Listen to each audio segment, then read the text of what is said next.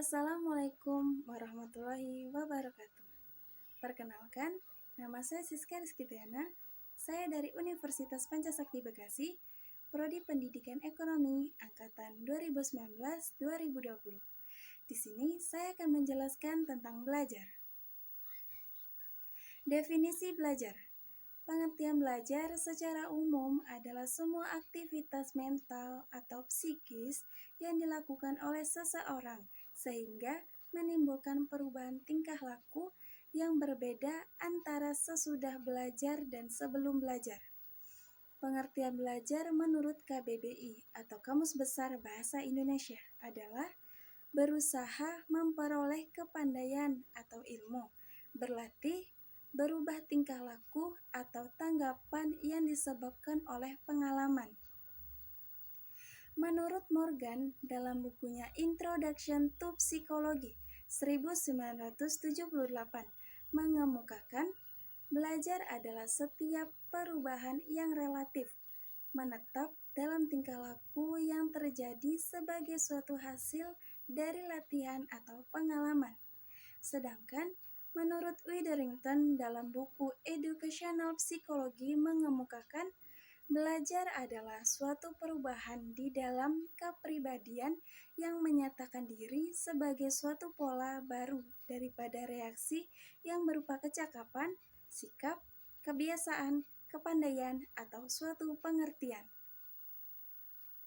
Faktor-faktor yang mempengaruhi proses belajar. 1.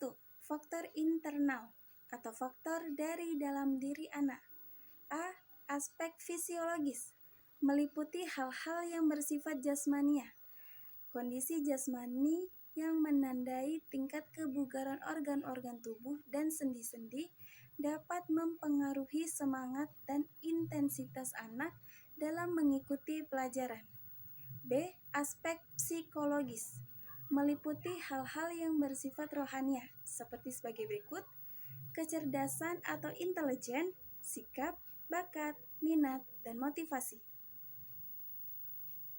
Faktor eksternal atau faktor dari luar diri anak.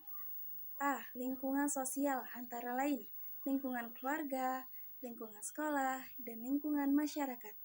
B. Faktor lingkungan non-sosial, lingkungan alamiah, faktor instrumental, dan faktor materi pelajaran.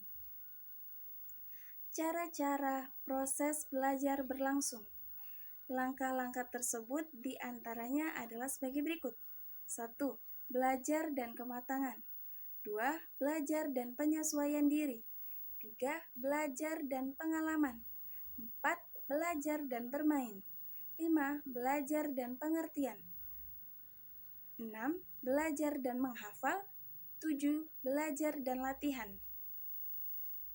Sedangkan menurut para pakar, ada beberapa tahapan dalam proses belajar. Menurut Jerome S. Brunner, 1. Tahap informasi atau tahap penerimaan materi. 2. Tahap transformasi atau tahap pengubahan materi. 3. Tahap evaluasi atau tahap penilaian materi. Menurut Arno F. Wittig dalam bukunya Psychology of Learning menyebutkan ada 3 tahapan dalam proses belajar, yaitu 1. Acquisition atau tahap perolehan atau penerimaan informasi. 2. Store atau tahap penyimpanan informasi. 3. Retrieval atau tahap mendapatkan kembali informasi. Menurut Albert Bandura, 1. Tahap perhatian atau attentional phase. 2. Tahap penyimpanan dalam ingatan atau retention phase. 3. Tahap reproduksi atau reproduction phase. 4.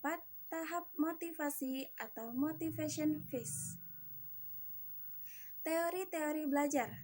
1. Teori conditioning dibagi menjadi 2, yaitu conditioning klasik dan conditioning operant. 2. Teori psikologi Gestalt.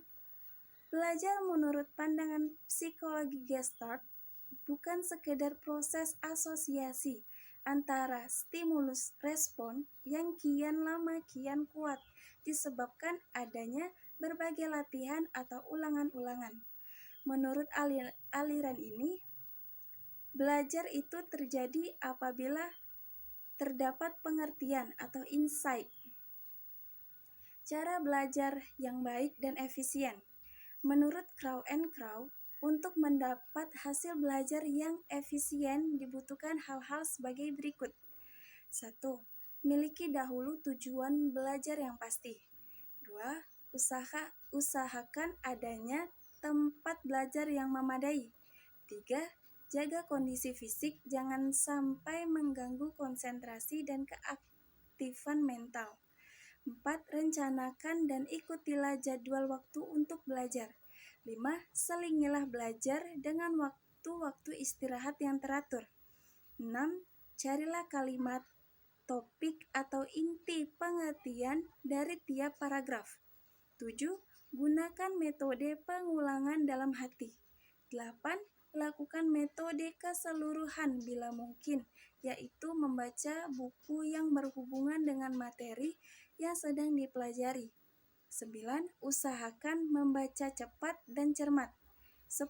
Buat catatan dan rangkuman yang tersusun rapi.